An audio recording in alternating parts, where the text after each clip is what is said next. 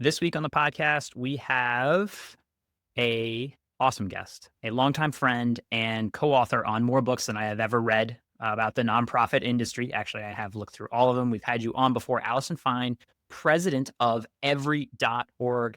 Allison, how's it going? Thanks for reaching out. I'm excited to hear what you all have been doing at every.org. I'm so excited to be here, George. Thanks for having me. Well, let's just start with what is the elevator pitch for every.org for those who haven't seen that you have raised over $110 million for over 7,000 organizations? So, Every.org is a nonprofit that hosts the fastest growing donation platform anywhere. And we enable every single nonprofit to accept every kind of payment method, including crypto, stocks, Venmo, mobile, credit cards. George, we don't charge any transaction fees. We don't charge any setup fees. We don't sell any donor data. So it's a joyful, meaningful place for organizations and donors to meet. Yeah, that's amazing. I can't imagine the amount of tech that's going. It's like simple, not easy. Look how simple this is. Not easy at all. What has been one of the most surprising, I'll just say, headaches of trying to figure out a zero processing fee system that helps nonprofits as a nonprofit, right? Because you don't have a lot of the financial levers that I know competitors or frenemies may have. So let me clarify, George, there are a few third-party fees that we haven't figured out how to get rid of just yet, but we're not charging them directly. We have the great good fortune of having as the chair of our board, Garrett Camp. He's the co-founder of Uber. And Garrett is a very generous philanthropist to us. We have very generous other philanthropy partners like Fidelity Catalyst Charitable Fund and the Gates Foundation. And we do ask donors for an optional micro donation at the end of their checkout process. And it all just seems to be working for us, George. Look, we were founded by several young Silicon Valley vets, and the tech is phenomenal. And as you said just a few minutes ago, the best tech looks and feels really simple. Yeah, and it does. I was looking through the site and it's got this sort of like browsing functionality of like a GoFundMe. You're like, oh, here are like these like nicely packaged, and let me go look at this unit of philanthropy. Can you talk to me about the decision to sort of chop it up in that way? And, I also feel like it's the blind person and the elephant. Like, what part of this am I touching? What part of it do I see? Maybe you could unpack the different elements of what every.org has. Well, I would say mainly we really are super focused on the nonprofit experience, right? We want nonprofits to come and use the platform. And then we also want them to use our free donate button on their website. So the entire end-to-end process for donating is free. So any organization of any size has access to world-class technology. Hurrah. And then we want to make it very easy and simple for them to be found by their own donors and by new donors as well on the platform. So that's why we have the different categories of organizations. And then we've got algorithms, of course, that lift up which campaigns, which organizations are particularly hot in the moment. And I don't know if like stop me if you can't share it, but I'm curious, like from the organic platform, how much is raised there versus we'll call it like point of sale, because anyone can grab a little donation, a bit of code, drop it onto their site and run that again, transaction free, except for credit card processing and standard ACH stuff. What percent is coming in of that 110 million from that, or we'll call it organic on your site versus point of sale? Well, I don't actually know, George, because it all goes into the same place, right? It's difficult for us to know what's coming in through the donate button versus the platform button. But we certainly know that anybody who is using us end to end is saving thousands of dollars a year in transaction and setup fees. So it's just the easiest way to get it set up to accept any kind of payment method online. Yeah, it's alarming. I looked at the stat a few times, like 20 to up to 30% of donations to some organizations go toward those like transaction and layered fees and administrative fees associated. I mean, you work so hard for these donations to have it only taken from you in the last mile seems pretty brutal. Brutal is just the right word, George. It's brutal and it's heartbreaking that I think more people aren't paying attention to the fact that almost everybody else doing what we're doing is a commercial enterprise. And they're in this to make money. A lot of them have recently received VC money, right? They've got to return those investments. So, right. So they're going to sell your data. They're going to upsell you, that if you have more donations, it's going to cost you X per month. And I think our greatest value to organizations is we are just like you. We are not in this to extract fees and data. We're in this to add value to your online fundraising.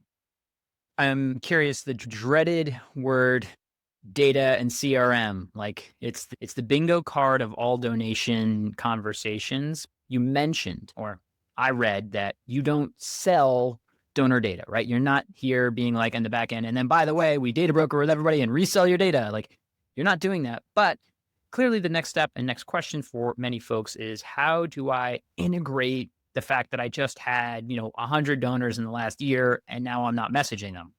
Yes. How are you helping them connect the hodgepodge that is our donor CRMs out there? Hodgepodge is a good word. It's a technical term that I've come Yes. to really become With endeared to. thingamabob, right? Thingamabob and all of those words. That's some 200 level stuff. I don't know about that. So look, we automatically integrate into Salesforce. We're in the process of setting up Zapier to integrate into a whole bunch of other CRMs as well. There probably won't ever be anything that's a perfect fit for every, CRM anywhere, but we'll cover most of the gamut by the end of this year. So I've seen, and we've talked to, platforms like Give Lively in the past that seem to have branched out into that CRM land. Is that something that's like on your roadmap? You're like, all the data right there. All we have to do is add another layer of complex. Shaking her head so vigorously, I think the camera's going to break.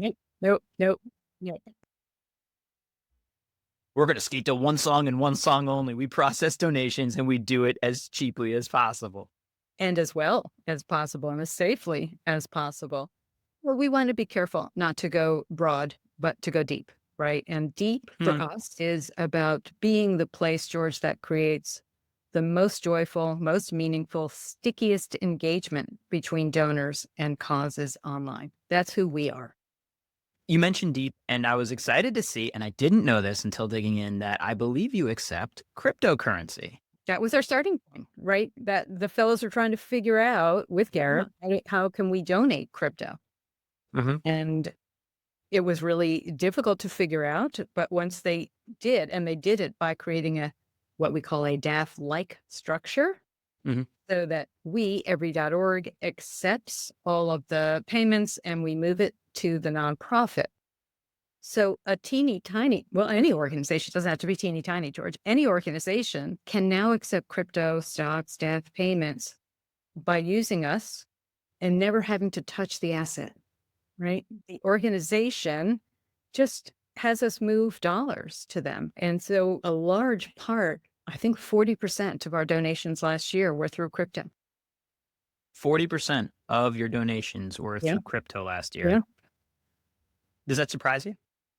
No, no, because that's our origin. We're well known in crypto donation areas online, and crypto in fourth quarter of last year was having we'll just call it a euphoric moment. As they're wont to do. And it's good to be asking at those times, I would say. In terms of crafting the ask, it seems like, when you're browsing every.org, there's a bit of help, guidance on story crafting and how to ask and how to differentiate. I don't know if you can dig into any of the, assisted technical guidance, suggestions of being like, give us money now. And you're like, oh, but what if you tried? What if you tried? I really like to talk about what I call relational fundraising at scale, George, because the ask that you're talking about is part of the transactional model of fundraising that has been conventional wisdom for, 50, 60 years now, right? And it's the one that stuffs all of our mailboxes, all of our inboxes with the constant, quote, urgent asks for money. And it doesn't work. I don't know if it ever worked, George, but it certainly doesn't work today because the cost of acquisition is super high, right? You're going to lose a lot of money on acquisition. But don't worry, the consultants say to you, you'll make it up when they renew. And the fact is, 80% of donors don't give a second time, right? So this is a leaky bucket. You and I've talked about this before. You're throwing donors in, they're flying back out of the bucket, and in a panic, patients do it over and over again. And that is the model I most want to disrupt right now. Yeah, I mean, I wonder how much of I'm hearing some echoes of, I believe it was the smart nonprofit staying human centered and the automated world. How much of your work on that book is factoring into that strategy? And I don't know if you have any successes with like story was here, well, story was non-existent, and then they got to touch more human centric. How are you nudging maybe as a software platform nonprofits in the right direction?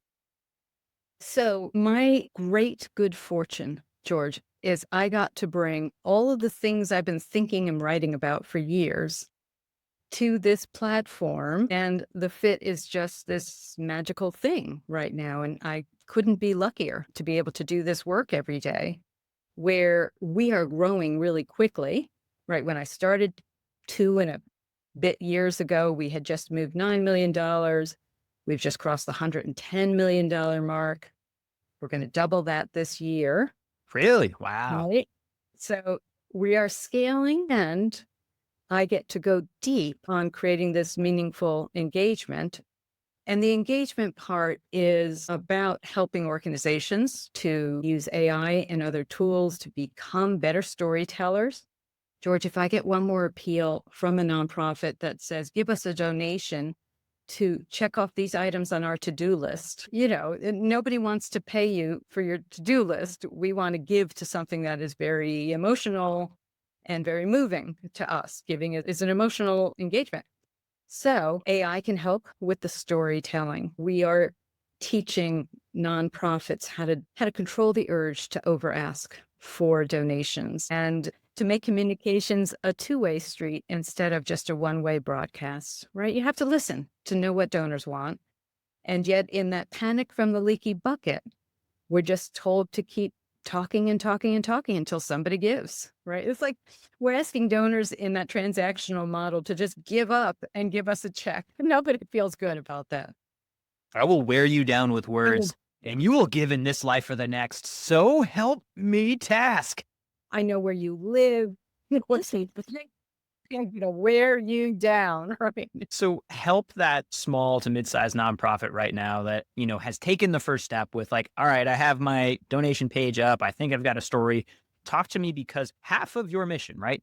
The whole mission, help nonprofits raise more money and strengthen their relationships with donors in order to create lasting change. What does that look like after the first donation is given? Are there things about the platform, the training, the guidance you're giving? So we just came out with a playbook on relational fundraising based on a boot camp we ran last summer with 9 smaller organizations. And in order to pivot from that transactional ask model to a relational model, first you have to really decide that you want to be different in this moment, George. And that's a hard decision because, as I was saying before, it means bucking the conventional wisdom and probably the consultants that you're working with who are telling you to keep asking, because many of them are paid on volume, on transactional volume, right? So first we have to decide that we really do want to make every donor, a $25 donor, feel like $1,000,000. Hmm. And that requires a curiosity about donors. So when that first donation comes in, obviously we want to thank them, but then we want to ask them a few questions. Why are you here? What did it feel like to give to us? How do you want to be engaged? What information do you want?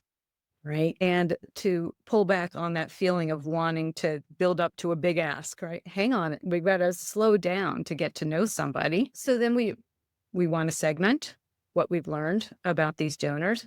And then we can use AI to customize stories for people. Maybe you, George, you like a YouTube style video. I like text.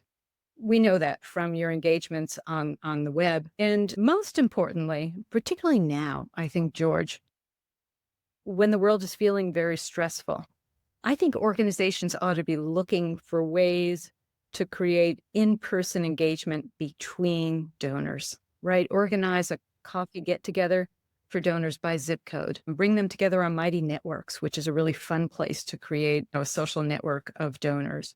Host a book club for people. Find some way for people to make a deep human connection with other donors, which will benefit your organization. And all of those are going to require new muscles for organizations. That's going to take some practice. What is something surprising that you've learned on this journey? I think the number one thing, George, is just how hard it seems to be for fundraisers to pick up the phone and talk to everyday donors. Everything within their stressful work environments, and being a fundraiser is enormously stressful. In the best of circumstances, it's stressful. It's definitely stressful today. It's telling them to press buttons and get emails out to people and communications out and be on social and do all of these very busy activities that don't require talking to an individual. And what we found in the boot camp was it was very, very hard and maybe even a little bit scary to think about making 10 calls a week to people and just asking them, who they are, why they came, what this means to them. And I think a lot of that is nobody wants to hear necessarily that it might be bad news, that they might not be really deeply resonating with people. So that was my biggest surprise is development people come to this work because they love engaging with people. And yet so much of the work has become so impersonal. It's a very hard model to break out of. All right. Last question. What is getting you the most excited coming in the coming year? So an area we haven't talked about, George, is we had a grant from the Gates Foundation 2 years ago to figure out how to onboard projects of fiscal sponsors. They have difficulty. They can't get onto giving platforms because they don't have their own tax ID numbers, right? Mm-hmm. And we were hearing from a lot of donors of, I'd like to give through your platform to a project, but I can't find them because they don't necessarily know who the fiscal sponsor is. So in the last 2 years, we've onboarded 2,000 fiscally sponsored projects onto the platform. And 22% of the money that we moved last year was for fiscally sponsored projects. So that's going to continue to grow. And that gives me so much joy because these are generally very local efforts. They're justice oriented. They're on the ground serving communities. And we can move money to them in these friction-free ways. And that's just a joyful thing to do. My gosh, 10 seconds on fiscal sponsorships are the smartest thing for people to do. If you have that, like, I should start a nonprofit. No, you shouldn't. No, you shouldn't. Stop. Don't do that. Help me with this pitch. Someone's going to watch this. Don't create a nonprofit. Find yourself a great fiscal sponsor. They can do everything for you, do all the back office, all the tax stuff, all the HR stuff, and you get to do the work. Yes. And how much of a percent? I know there's a range, but and the ones that you've helped over 2,000 organization groups leverage fiscal sponsorship. What is the percent that you then pay for $100 raised? We don't take anything. I know, but in a fiscal sponsorship, there For the is X fiscal percent. Yeah. sponsors, yeah, you're looking at 3 to 5%, I think is a standard amount, and the amount of services they offer is going to vary greatly for that. So you might want to, interview a few fiscal sponsors, but I'm with you, George. I think it's the best setup ever for anybody Yeah. who wants And to your think. platform makes it easy if you have that fiscal sponsorship to get that donate button. I have run into this. I've run into this for clients. That is awesome to hear. And it doesn't surprise me that's the fastest growing section because that is how you should at least create your idea into something in this world. Allison, thank you so much for your ongoing nonstop contributions to the community. Super impressive. Just personally, just super impressed that you're like, I'm going to write about it, but now I'm actually going to get my hands dirty and over $110 million. How incredible in just these past, 4+ years. Well done. Thank you so much, George. It's always a pleasure to talk to you. Take care. Good luck.